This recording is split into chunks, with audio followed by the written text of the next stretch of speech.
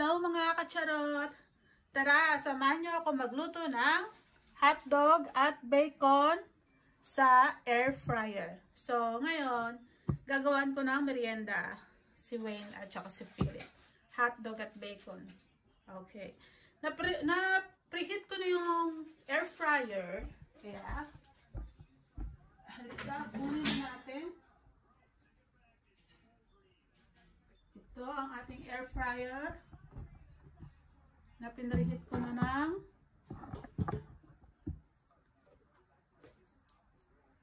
2 minutes.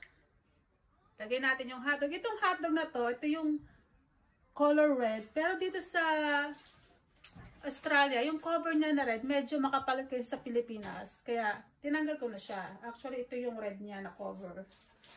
Yan. Pag niluluto ko siya, tinatanggal ko yung yung red na sa labas. So, ganyan na siya.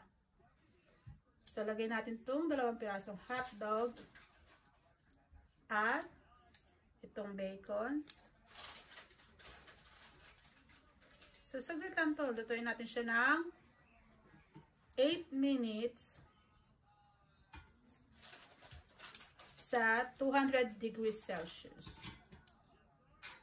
Yan. Ating 2 hotdog at 2 bacon. Actually, hinati ko lang itong bacon kasi masyadong mahaba. So, para kasya siya sa tinapay mamaya. Tara, halika, ilagay na natin sa ating air fryer for 8 minutes, 200 degrees Celsius. See ya! Hi guys! Ayan, luto na ang hotdog at bacon na niluto ko sa air fryer ng 8 minutes, 200 degrees Celsius. So, ready na ang merienda ng aking mag-ama. Meron ako ditong tinapay, hotdog roll. Tabi natin to. This one. So, gawin na natin ang kanilang merienda. Lagyan natin ng margarine.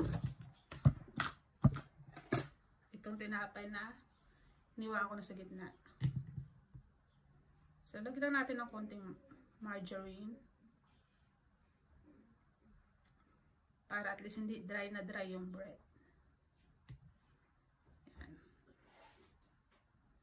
Then, yung ang mag-ama ko gusto nila kasi yung hotdog roll nila may margarine. Then, lagay natin yung bacon muna. Then, after natin malagay yung bacon, lagay natin ang hotdog. Diba? Hotdog and bacon. And after this one, lagyan natin ng barbecue sauce. Yan. Ready na ang merienda ng aking mag-ama. Then, yung isa ganun din. Pareho lang din ang process. May margarine na siya kanina. Lagay natin yung bacon.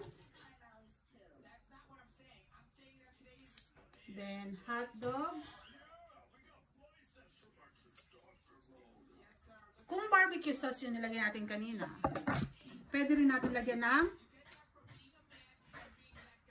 itong isa, pwede natin lagyan ng tomato sauce.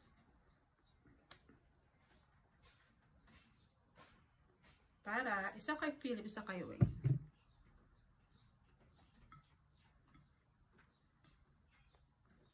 Yan guys. Ready na ang ating merienda. Tara, kain tayo!